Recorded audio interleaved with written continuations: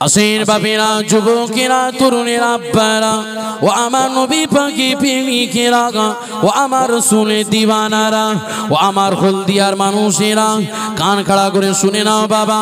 আজকে জমিনে বাপ ছেলেকে স্মরণ করে, ছেলে বাপকে স্মরণ করে, মা মেয়েকে স্মরণ করে, মেয়ে তো মাকে স্মরণ করে, ছাত্র তো ওস্তাদকে স্মরণ করে, ওস্তাদ তো ছাত্রকে স্মরণ করে, দয়ার নবী গুনাহগার উম্মতদেরকে স্মরণ করে। আর উম্মত উম্মতিরা আজকে দিনে সেই নবীকে স্মরণ করে।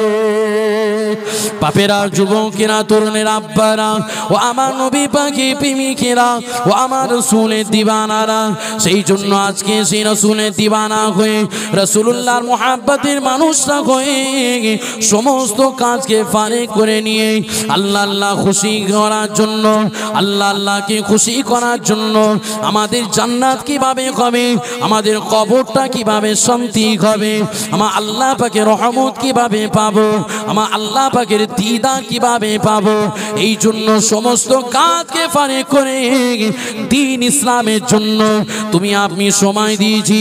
আমার আল্লাহ পাক বলছে, বান্দারে দুনিয়া জমিনে আমি যখন তোমাকে পাঠিয়েছি, আমার মনের বড় আশা, আমার মনের বড় তামান্না, আমার মনের বড় আরজু, আমার বান্দাদেরকে যখন দুনিয়া জমিনে পাঠিয়েছি, ইয়া আইয়ুহাল্লাযীনা আমানু দুখুলু ফিস-সিলমি কাফা, হে আমার বান্দা বান্দি, হে আমার বান্দা বান্দি, দুনিয়া জমিনে আমার বড় আশা, আমার মনের বড় তামান্না, ইয়া আইয়ুহাল্লাযীনা আমানু দুখুলু ফিস-সিলমি কাফা, তোমরা অন্য কোন জায়গায় যেও না বাবা, তোমরা অন্য কোন জায়গায় সময় দিও না বাবা, তোমরা মাচাতে সময় দিও না, তোমরা কি করবে, পরিপূর্ণভাবে ইসলামের মধ্যে দাখিল হয়ে যাবে।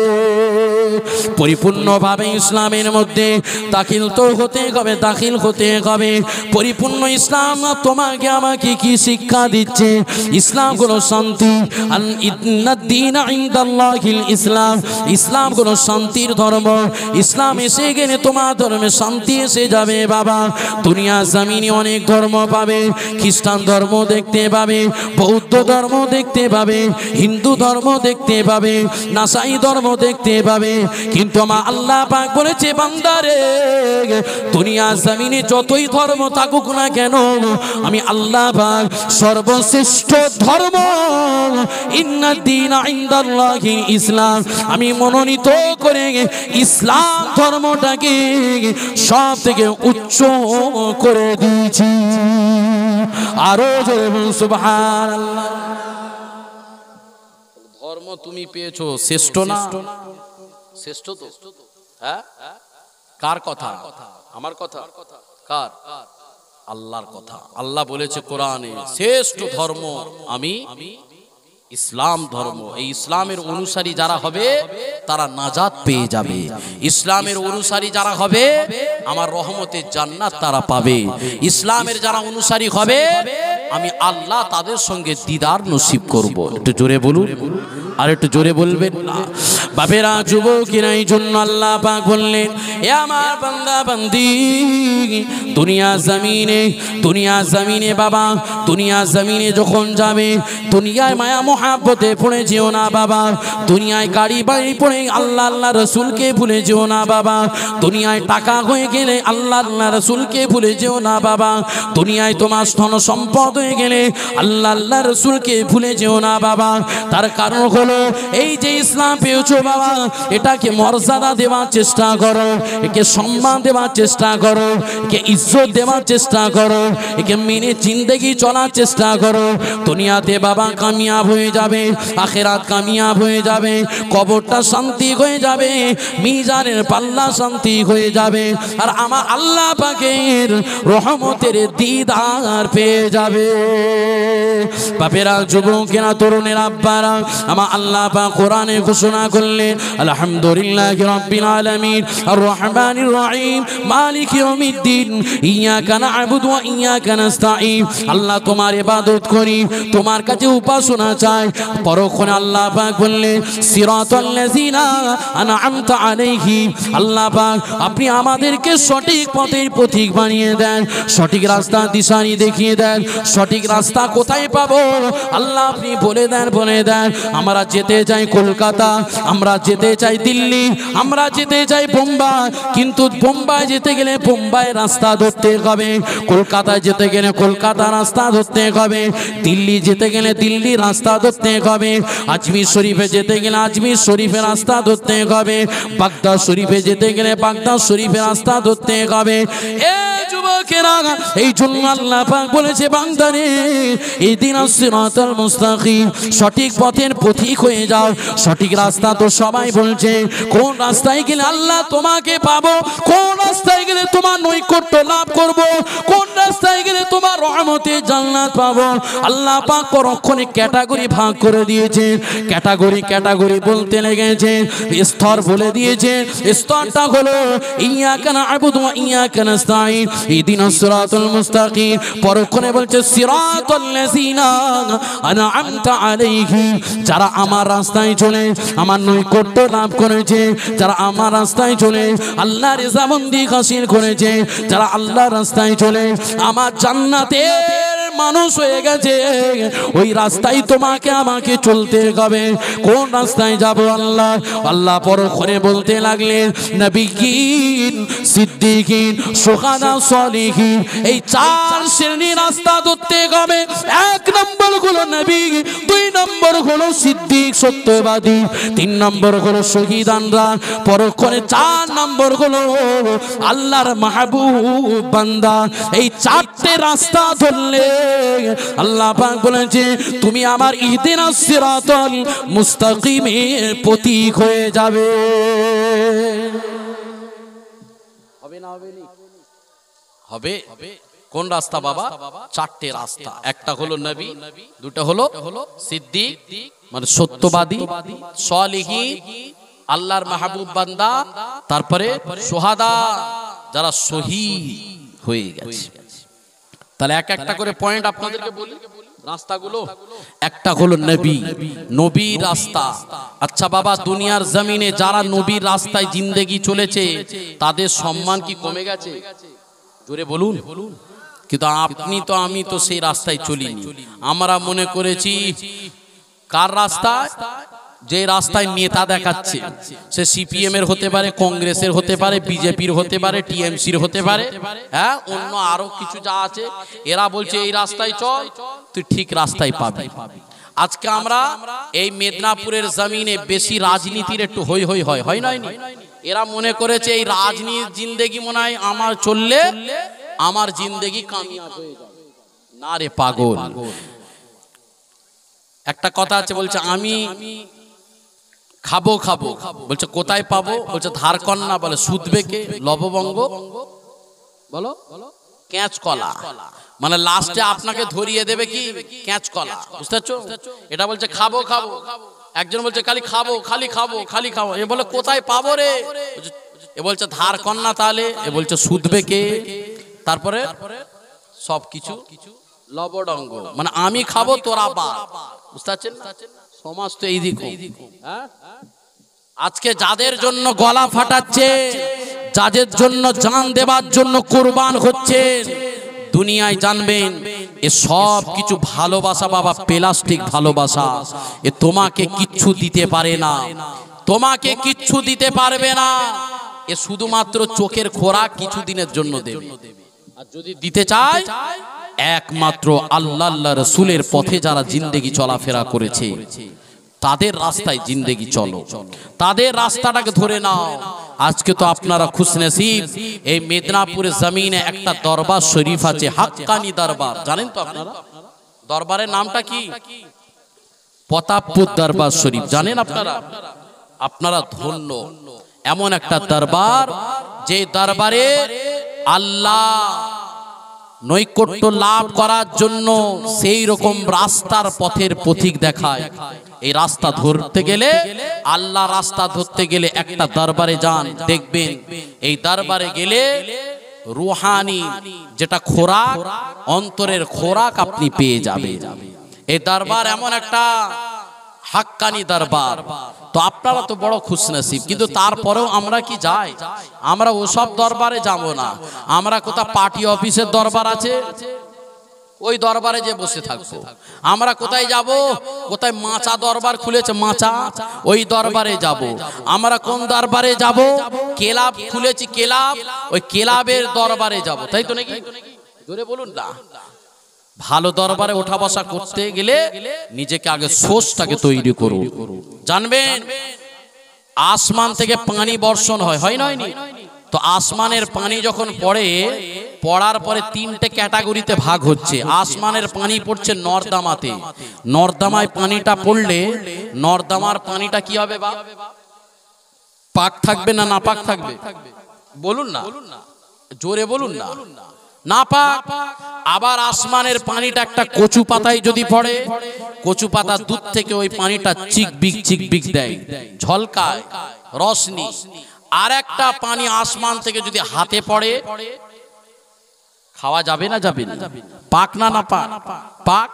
তাহলে বোঝা গেল আসমানের পানি পড়ছে, কিন্তু জায়গার জন্য আলাদা আলাদা তার সম্মান হয়ে যাচ্ছে। একটা নর্দমায় পড়লে নাপাক, একটা কচু পাতায় পড়লে চিকবিক দিয়ে ঝলকাচ্ছে, হ্যাঁ, আর একটা হাতে পড়ছে পাক হয়ে খাওয়ার জন্য ব্যবস্থা হয়ে যাচ্ছে। তাহলে বোঝা গেল সোহবত আগে আপনাকে ঠিক করতে হবে। এই কথার দ্বারা কি বোঝাতে চাইছি? সোহবত আপনাকে ঠিক করতে হবে।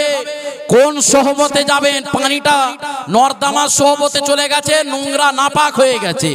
পানিটা আসমানের পানিটা কচু পাতায় গেছে, ওর সোহবত চকচকে হয়ে গেছে, ঝকঝক করতেছে, চিকবিক দিচ্ছে। আবার পানিটা আপনার হাতে পড়েছেন, খাবারের জন্য তেষ্টা মেটাচ্ছেন। সোহবত আপনার যদি ঠিক না থাকে, তাহলে আপনার জিন্দেগি কিন্তু বেকার। কথা বুঝতে পারছেন? সোহবত এটা একটা বড় জিনিস। আমাদের বন্ধু বান্ধব অনেক থাকে, কিন্তু বন্ধু বান্ধবের সোহবত ভালো থাকে আবার খারাপও থাকে। থাকে না? থাকে না? কেমন থাকে একটু বলি। এখান থেকে জয়নগর আপনাদের হলদিয়া মঞ্জুশ্রী ধরে নেন তো, মঞ্জুশ্রী অনেক ছেলেরা, যুবক ছেলেরা 6-8 জন মিলে মঞ্জুশ্রী গেছে। মঞ্জুশ্রী যে একটা চায়ের দোকানে দাঁড়িয়েছে চা খাওয়ার জন্য। তো চা যখন খাচ্ছে, আরেকজন বন্ধুকে চা খাওয়াবার জন্য বলছে, ও দাদা চাটা দাও না। যে কি ব্যাপার রে, এত বন্ধুকে তোয়াজ করছিস কেন?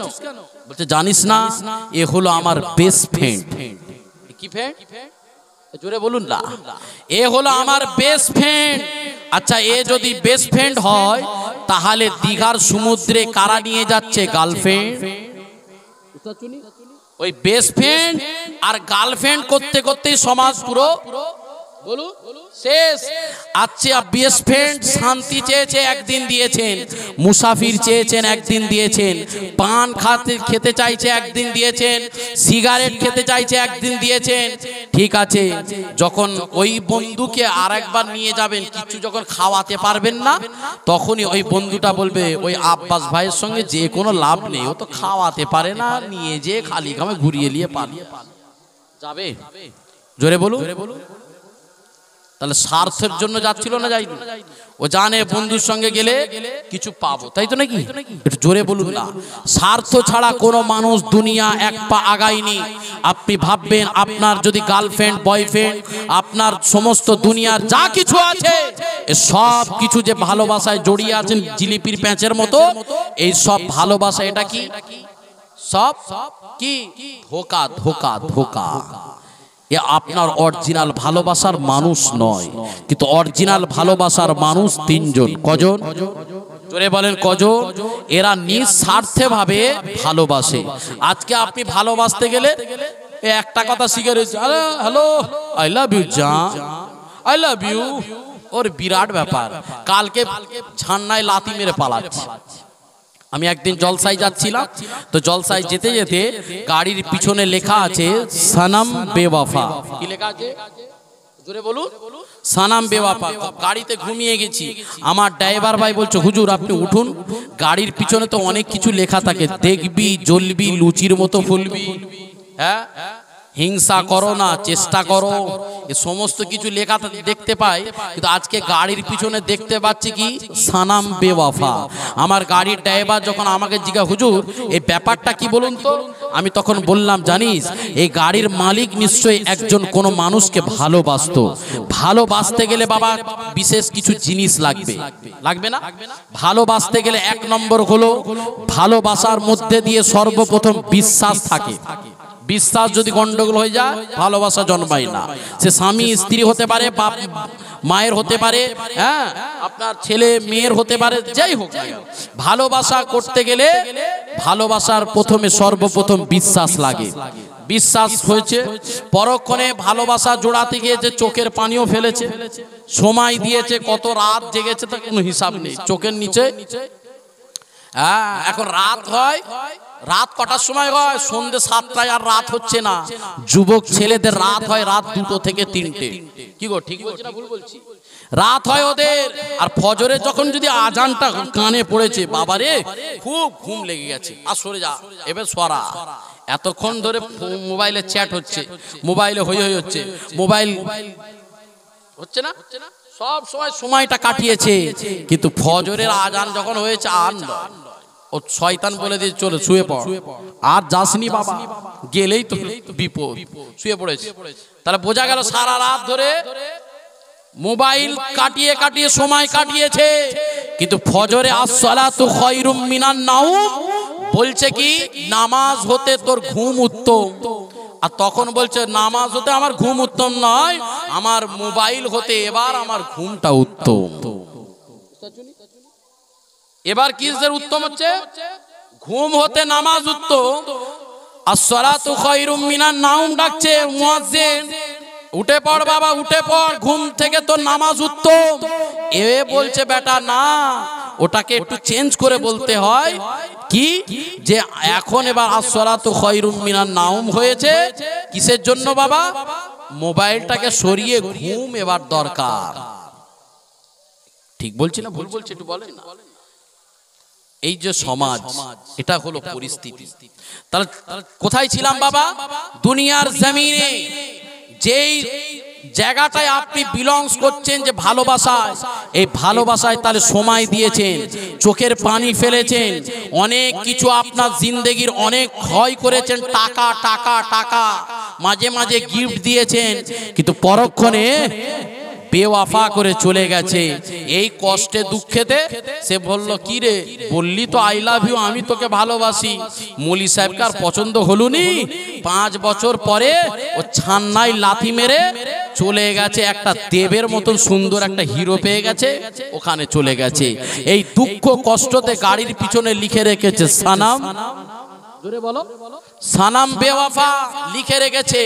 আসেন না বাবা, আমি বলবো আপনারা যে সময়টা দিয়েছেন, যে চোখের পানিটা ফেলেছেন, যেই অর্থটা দিয়েছেন, যে বিশ্বাসটা রেখেছেন, যদি ওই সময়টা, ওই অর্থটা, ওই সময়টা, ওই অর্থটা, ওই টাকাটা, ওই বিশ্বাসটা যদি আমার কামলিওয়ালার চৌকাটে দিতে পারো, আমার কামলিওয়ালা বলেছে যে আমাকে ওই সময়টা দেবে, আমি আল্লাহ ওই উম্মতকে সঙ্গে করে নিয়ে আমার রহমতের জান্নাতে নিয়ে চলে যাব। আর একটু জোরে বলবেন না সুবহানাল্লাহ। তো আজকে আমরা এই ভালোবাসায় জড়িয়ে রেখেছি, এই ভালোবাসায় পড়ে আছি বাবা। এই ভালোবাসায় জিন্দেগি যখন পড়ে থাকবে, জিন্দেগি আপনার বরবাদ হয়ে যাবে। তাহলে ভালোবাসা 3 জন মানুষ নিঃস্বার্থে করে। কজন বলেছি না? নিঃস্বার্থে কজন করে ভালোবাসা? 3 জন। 1 নম্বর হলো আল্লাহ, আপনার আমাকে সকলকে সাইয়্যুন কাদির, ইন্নাল্লাহু আলা কুল্লি সাইয়্যিন কাদির, আল্লাহ সর্বশক্তিমান, বান্দাদের জন্য ফ্রি ভালোবাসা দিয়ে থাকেন। একটু জোরে বলুন, একটু জোরে বলুন। নিঃস্বার্থে, কোনো স্বার্থ আছে নাকি আল্লাহ? জোরে বলুন, কোনো স্বার্থ আছে? তুমি যদি কোনো কাজ না করো আল্লাহর কোনো যায় আসে? বাবেরা, যুবকেরা, তরুণেরা, আব্বারা ও আমার নবী পাকের প্রেমিকেরা ও আমার রাসূলের দিওয়ানারা, স্থানে সেই জন্য আপনাদের কথা বলতে লেগেছি। আল্লাহ হলো এক, আল্লাহর পরিচয়টা আমার দয়ার নবী দিতে লাগলো। কুল হুয়াল্লাহু আহাদ, আল্লাহুস সামাদ, লাম ইয়ালিদ ওয়া লাম ইউলাদ ওয়া লাম ইয়াকুল লাহু কুফুয়ান আহাদ। এ আমার হাবিব, আমার দোস্ত, আমার পিয়ারা, আপনি দুনিয়া জমিনে মানুষকে বলে দেন কুল হুয়াল্লাহু আহাদ, আল্লাহ হলেন এক, দ্বিতীয় শরীক থাকা নাই যে কেউ, খালেক ও মালিক যিনি, রহমান ও রহিম তিনি, কাদির ও জব্বার তিনি, রুজির ও মালিক তিনি, যোগান আগান পানি, যেহেতু সবই দামি তিনি আমার আল্লাহ জানি। আল্লাহ কুল হুয়াল্লাহু আহাদ, আল্লাহুস সামাদ, লাম ইয়ালিদ ওয়া লাম ইউলাদ ওয়া লাম ইয়াকুল লাহু কুফুয়ান আহাদ। দয়ার নবী আল্লাহর পরিচয় দিতে লেগেছে। আমার আল্লাহ হলেন, আমার আল্লাহকে কেউ জন্ম দেয়নি, আর আল্লাহ কোনো মানুষকেও জন্ম দেয়নি।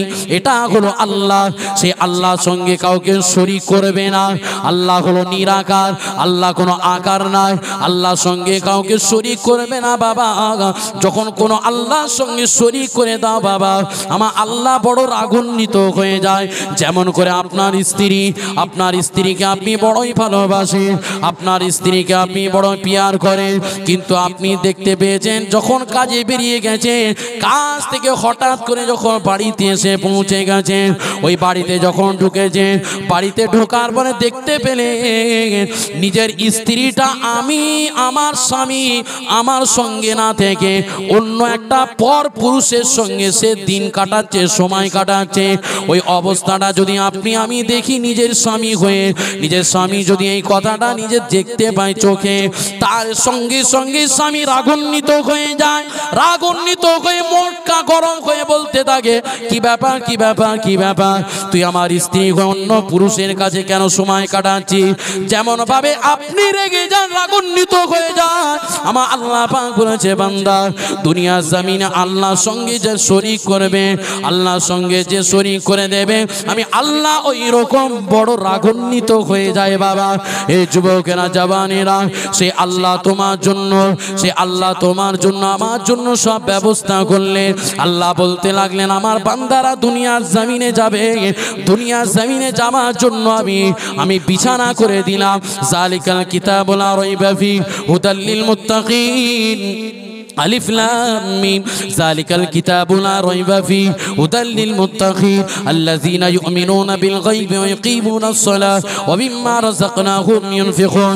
আল্লাহ পাক বলতে লাগলেন, জমিনটা আমি তোমাদের জন্য বিছানা স্বরূপ করে দিয়েছি, আসমানকে আমি তোমাদের জন্য ছাদ স্বরূপ করে দিয়েছি, আমি তোমাদের জন্য থাকার জন্য, খাবার জন্য আমি সমস্ত গাছপালাগুলোকে তৈরি করে দিয়েছি। এ বাপেরা, যুবকেরা, দুনিয়া জমিনে মানুষকে থাকার জন্য আমি কার্বন ডাই অক্সাইড নিঃশ্বাস প্রশ্বাসের সব ব্যবস্থা করে দিয়েছি। জমিনের উপরে আমার বান্দারা একমাত্র তাদের চোখ দিয়ে, এই চোখ দিয়ে আল্লাহর নিয়ামতকে ঘুরে ঘুরে দেখবে। সিমলা পাহাড়ে যাবে, সিমলা পাহাড়ের দৃশ্য দেখবে। তোমরা যখন দীঘাতে যাবে, ওই দীঘার সমুদ্রে ঢেউ ভাটাগুলো দেখবে, জোয়ার ভাটা যখন দেখবে আল্লাহর কথা স্মরণ করবে। কাশ্মীরে গেলে কাশ্মীর আপেলটা দেখে আল্লাহর কথা স্মরণ করবে, ময়ূরের পাখম নাচনটা দেখে আল্লাহর কথা স্মরণ করবে। এ যুবকেরা, দুনিয়ার জমিনে এত সুন্দর সুন্দর মনোরম পরিবেশ যখন দেখবে, ওই সময় আপনার আমার চোখের ভিতরে যখন দেখবে, তখন আল্লাহর কথাটা একটু স্মরণ হবে। বাবা, আমার আল্লাহ কতটা দয়া, আল্লাহ কতটা রকম করেছে, আল্লাহ তোমার জন্য কতটা ব্যবস্থা করেছে, আল্লাহ তোমার জন্য নিঃশ্বাস প্রশ্বাসের ব্যবস্থা করেছে। একবার ভেবে দেখুন, বুঝে দেখুন, এই জালসাতে আপনারা যে বসে আছেন, এই জালসাতে বসে থাকার সঙ্গে সঙ্গে কোনো বান্দা যদি অসুবিধে হয়ে যায়, কোনো মানুষের যদি অসুস্থ হয়ে যায়, ওই অসুস্থ হয়ে গেলে আমি সঙ্গে সঙ্গে, আমি সঙ্গে সঙ্গে ওই হলদিয়ার কোনো একটা হসপিটাল নার্সিংহোমে ভর্তি করে দিই। কথা ঠিক না? ভর্তি করে দিই, করে দেবার পরে ডাক্তার বলে এই পেশেন্টকে বাঁচাতে গেলে মিনিমাম প্রতিদিন অক্সিজেন দিতে হবে ৫,০০০ টাকা খরচা। ডাক্তার বাবুকে বলবে, ডাক্তার বাবু আমি তো বড় গরিব অসহায়, ৫,০০০ টাকা খরচা দিতে পারবো না। বলছে তাহলে পেশেন্ট বাঁচবে না। বাঁচাতে গেলে প্রতিদিন 5000 আর এক মাস একে দিতে হবে। আপনি তাহলে ক্যালকুলেশন করে একটু দেখুন যে 30 দিন 30 ইন্টু 5 কত টাকা। তাহলে এক মাসের নিঃশ্বাস প্রশ্বাসের ব্যবস্থার জন্য যদি এত টাকা খরচা হয়, বুকেতে একটু হাত দিয়ে নিজেকে চিন্তা করুন, আল্লাহ যে আল্লাহ এত দয়াশীল, তোমাকে খাওয়ার ব্যবস্থা করে দিয়েছে, তোমার থাকার ব্যবস্থা করে দিয়েছে, তোমার নিঃশ্বাস প্রশ্বাসের ব্যবস্থা করেছে এত বছর ধরে। তোমার যদি 10 বছর 20 বছর 40 বছর 50 বছর যদি বয়স হয়, তাহলে আল্লাহ কত তোমার জন্য দয়া করেছে, তাই তো নাকি গো? অনেক বান্দা এখনো পর্যন্ত আল্লাহ রাস্তা থেকে দূরে, তাই কি আল্লাহ কি তার উপরে গজব করছে? আল্লাহ বলছে আমার বান্দাকে আমি যে ভালোবাসি, আর দুনিয়াতেও ভালোবাসা মানুষ পাবে। মা তার সন্তানকে বড় ভালোবাসে। কেমন বাবা? দেখবেন একটা সন্তান অন্য পাড়াতে যে চুরি করে ফেলেছে, যখন চুরি করেছে সমস্ত পাড়ার মানুষেরা ধরে কি করবে? তাকে মারবে, পেটাবে। যখন এই খবরটা মায়ের কাছে কানে এসে পৌঁছেছে, মা সমস্ত সংসারে সবকিছু ছেড়ে ছুটে ছুটে যায়। মা তাদের কাছে যে বলতে থাকে, আহারে কি হয়েছে বাবা, আমার ছেলেকে কেন এত মারছিস বাবা? অন্যায় করেছে বাবা, ছেড়ে দে বাবা, এ আমার কলজে ছেঁড়া জিনিস, নাড়ি ছেঁড়া জিনিস। 10 মাস 10 দিন গর্ভে রেখে আমি আমার এই সন্তানকে মানুষ করেছি, তোদের হাতে পায়ে ধরে বলছি বাবা, আমার ছেলে বড় অন্যায় করেছে, মাফ করে দে বাবা। তারা মায়ের মনে যদি এত দয়া থাকে, মায়ের মনে যদি এত মায়া থাকে, মায়ের মনে যদি এত মোহাব্বত ভালোবাসা থাকে, একবার ভেবে দেখুন যে আল্লাহ তোমাকে এত ভালোবাসে, আল্লাহর কাজ এখনো পর্যন্ত কিছু করনি, তাহলে আল্লাহ কি তোমাকে গজব দিচ্ছে না কষ্ট দিচ্ছে? না, আল্লাহ বলছে বান্দারে তোকে আমি কষ্ট দিইনি, আমি তোদের কোথায় থাকি? শাহরগের চেয়েও নিকটে থাকি। কোথায় থাকি? জোরে বলুন। শাহরগের চেয়েও নিকটে থাকে আল্লাহ। সেই আল্লাহ তোমার আমার উপরে বড় দয়া করেছে, ইহসান করেছে। আল্লাহ সব থেকে বান্দাদের উপরে বিনা স্বার্থে ভালোবাসে। একটু জোরে বলুন, একটু জোরে বলুন। 1 নম্বর। 2 নম্বরটা কি? কি বলুন? 2 নম্বর ভালোবাসে নিঃস্বার্থে, সেটা হলো তোমার আমার দয়ার নবী মুহাম্মদুর রাসূলুল্লাহ। একটু জোরে বলুন না সুবহানাল্লাহ। আর একটু জোরে বলবেন না। নবীকে তুমি যদি না ভালোবাসো, নবীর কোনো ক্ষতি হবে? কিন্তু তুমি যদি ভালোবাসো, তোমার পজিটিভ আছে, তোমার নেগেটিভ কিছু নেই। পজিটিভ মানে তোমার জিন্দেগি কামিয়াব হবে, ভালো হবে, আল্লাহ নৈকট্য লাভ করতে পারবে, আল্লাহ রহমতের জান্নাত পাবে কিয়ামতের ময়দানে বাবা। তখন নফসি নফসি করবে, কেউ সাহারা থাকবে না, একমাত্র তোমার আমার নবী ছাড়া কেউ আর হবে না। একটু জোরে বলুন না সুবহানাল্লাহ। আর একটু জোরে বলুন না সুবহানাল্লাহ। দেখতে আসবে আমার লাশ, কেউ খুঁড়বে কবর, কেউ কাটবে বাঁশ, কেউ পরাবে কাফন, কেউ করবে দাফন। ওই দিন নবী ছাড়া কেউ হবে না আপন। একটু জোরে বলুন না সুবহানাল্লাহ। সেই দিন কেউ হবে না তোমার আপন, একমাত্র আমার রাসূলুল্লাহ আপন হবে। বাপেরা, যুবকেরা, তরুণেরা, আব্বারা ও আমার নবী পাকি প্রেমিকেরা, সেই জন্য আমার আল্লাহ পাক বলেছেন, লাকাদ মান্নাল্লাহু আলাল মুমিনিনা ইয বাআসা ফীহিম রাসূলা। দুনিয়া জমিনে আমি আল্লাহ তোমাদেরকে অনেক নিয়ামত দান করেছি বাবা। আসমান নিয়ামত, জমিন নিয়ামত, চন্দ্র নিয়ামত, সূর্য নিয়ামত, গাছপালা, নদ নদী নিয়ামত, এই খাবারের ব্যবস্থাও করেছি, এটাও নিয়ামত। সবকিছু নিয়ামত। সামনে রমজান মাস আসছে, এই রমজান মাসেতে কত ফল খাই বাবা। বেদানা খায়, আপেল খায়, আঙ্গুর খায়, মুসাম্মি খায়।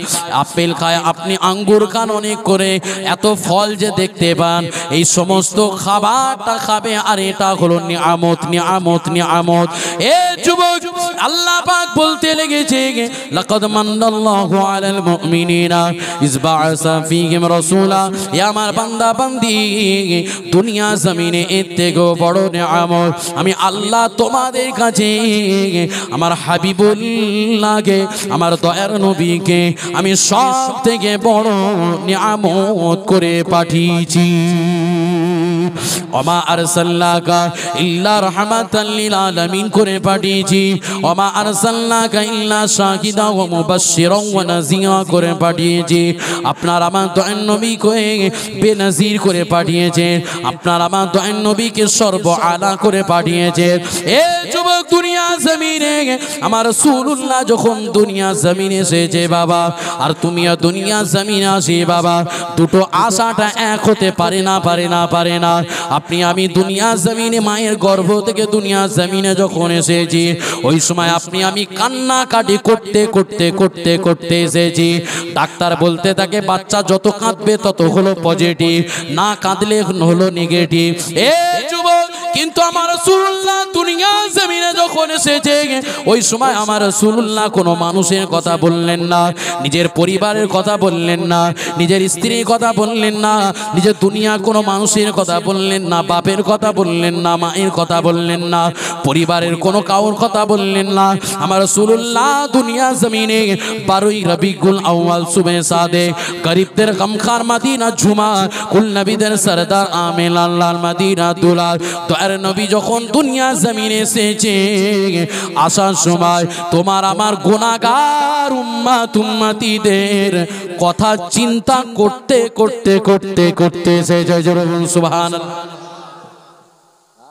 তুমি আমি কান্নাকাটি করছি আর আমার রাসূলুল্লাহ দুনিয়ার জমিনে আসছে কি করছে বাবা ইয়া হাবলে উম্মতি হাতটা তুলে দোয়া করতে এসেছে জোরে বলুন এ বাপেরা যুবকেরা ও আমার তরুণীরা ও আমার হলদিয়ার মানুষেরা কাঁকড়া করে শুনে নাও বাবা দুনিয়ার জমিনে একের পর আমার রাসূলুল্লাহ আস্তে আস্তে বড় হলেন আপনার আমার দয়ার নবী বড় এতিম ছিলেন বাবা আমার রাসূলুল্লাহ যখন দুনিয়ার জমিনে আসলেন বাপকে হারালেন পরক্ষণে আম্মা জানকে দুনিয়া থেকে হারিয়ে ফেললেন পরক্ষণে দাদুর কাছে মানুষ হতে লাগলেন পরক্ষণে দাদুও চলে গেলেন পরক্ষণে চাচা কাছে মানুষ হতে লাগলেন এ যুবক পরক্ষণে আল্লাহ পাক দয়ার নবী যখন বয়স আস্তে 40 বছর যখন অতিক্রম হয়ে গেছে আল্লাহ পাক বললেন হাবিব চিন্তা করবেন না পেরেশান হবেন না এবার আপনি রিসালাতে দাওয়াতটা দিতে থাকুন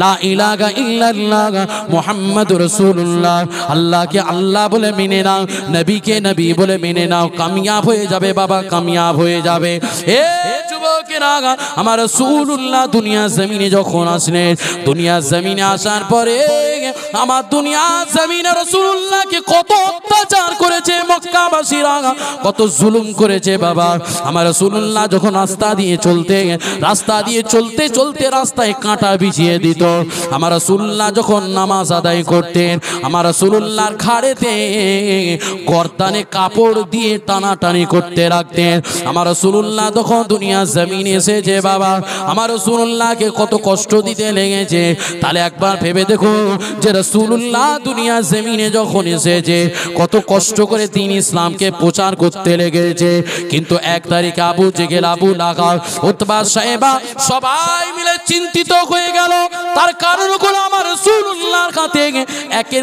একের পর এক ফাটাফাট ইসলামের গ্রহণ করতে লাগলেন একের পর আমার রাসূলুল্লাহ আখলাক আমার রাসূলুল্লাহ চরিত্র দেখে একের পর এক আমার রাসূলুল্লাহর কাছে কলেমা পড়ে যখন মুসলমান হতে লাগলেন ওই সময় আবু জেহেল আবু লাহাব উতবা সাহেবা সবাই মিলে চিন্তায় পড়ে গেল আমাদের গদি টলমল হতে লেগেছে আমাদের মনে হয় গদি চলে যাবে আমাদেরকে মনে হয় মানুষ রিফিউজ করে দেবে সবাই মিলে এবার চিন্তায় পড়েছে ওই সময় আমার রাসূলুল্লাহ যখন চাচার কাছে মানুষ হতে লাগলেন চাচাকে যে বলতে লাগলেন ও চাচা যান শুনে খেয়ে দাও তোমার ভাইপোকে বলে দাও সে যদি নেতা হতে চায় আমরা তাকে নেতা বানিয়ে দেব সে যদি নারী চায় আমরা তাকে নারী বানিয়ে দেব সে যদি টাকা চায় আমরা তাকে টাকা বানিয়ে দেব যা চাইবে তাই দেব কিন্তু তোমার ভাইপোকে বলে দাও যা চাইবে তাই দেব কিন্তু কলেমা প্রচার করা যাবে না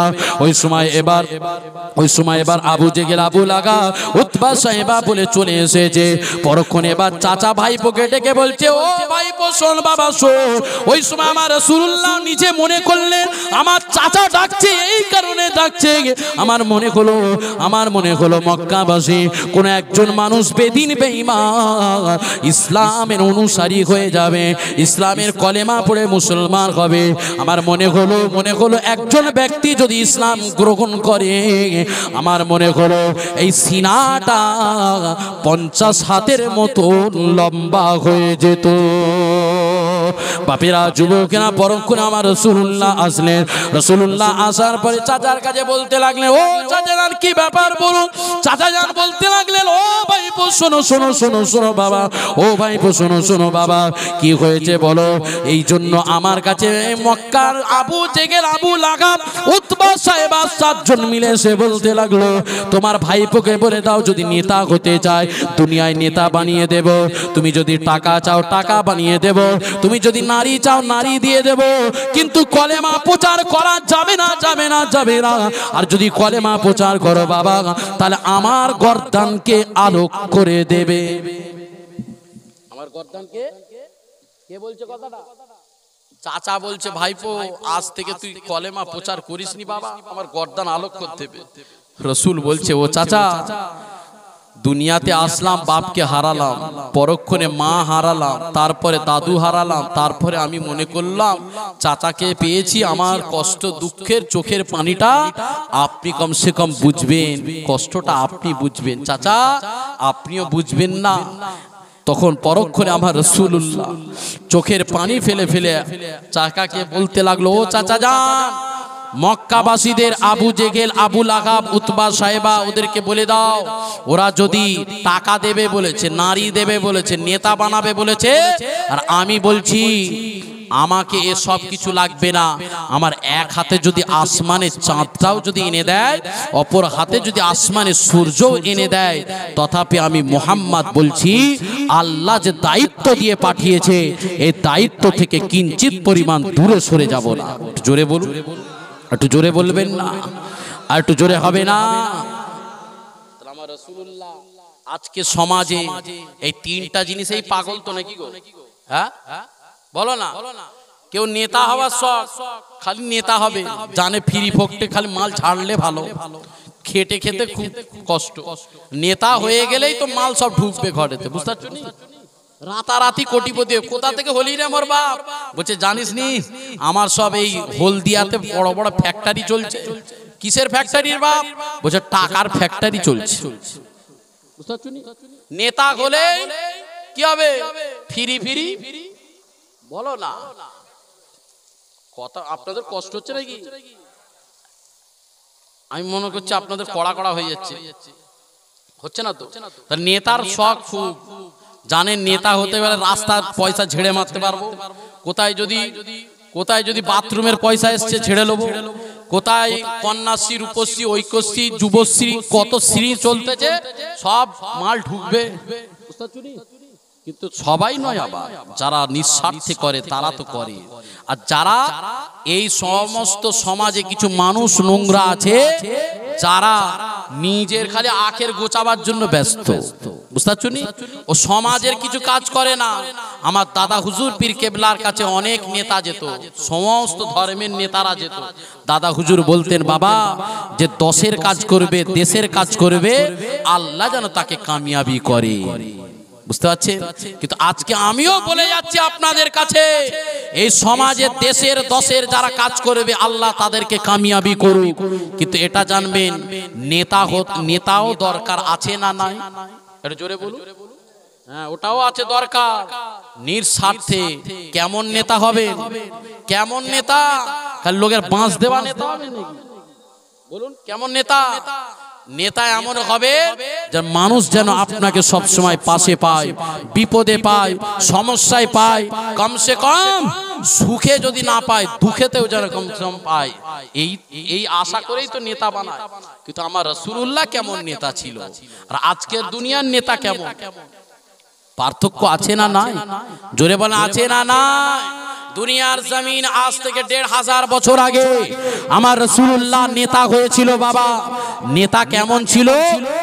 যখন বাচ্চা বয়স থেকে আস্তে আস্তে আস্তে আস্তে বড় হতে লাগলো, সমাজে বাচ্চা ছেলেদের সঙ্গে ওঠা বসা করলো, লেনদেনের দিক দিয়ে, চরিত্রের দিক দিয়ে, ব্যবহারের দিক দিয়ে, কথাবার্তার দিক দিয়ে, ওঠা বসার দিক দিয়ে, সমস্ত দিক দিয়ে তোমার আমার রাসূলুল্লাহ সব থেকে উত্তম চরিত্রের অধিকারী ছিল। একটু জোরে বলুন, আর একটু জোরে। কিন্তু আর আজকের সমাজে কারো চরিত্র খারাপ আছে না নাই, কারোর ব্যবহার খারাপ, নেতা হয়ে গেছে মানে হাম হো গায়া, ও চেয়ার পেয়ে গেছে, বুঝতে পারছেন? ও যে বেটা জানে না চেয়ারের মূল্য 5 বছর, গদিতে নামিয়ে দিলে তোমাকে আর কেউ চেনে না। বুঝতে পারছেন বাপেরা, যুবকেরা, তরুণেরা, আব্বারা ও আমার নবী পাকের প্রেমিকেরা, দুনিয়ার জমিনে মানুষ তিনটের জন্য পেরেশান হয়ে গেছে। কেউ নেতা হবার জন্য পেরেশান হয়ে গেছে, আর একটা হলো বাবা কেউ নারীর জন্য পাগল হয়ে গেছে। এই মেলাতে অনেক মেয়েরা এসেছিল বাবা, একটু সুন্দর মেয়ে দেখার জন্য তারা পাগল হয়ে এসেছে, জলসার জন্য নয়। জলসার জন্য এসেছিল, তারা জলসা শুনতে আসেনি, তারা এসেছে কোথায় আছে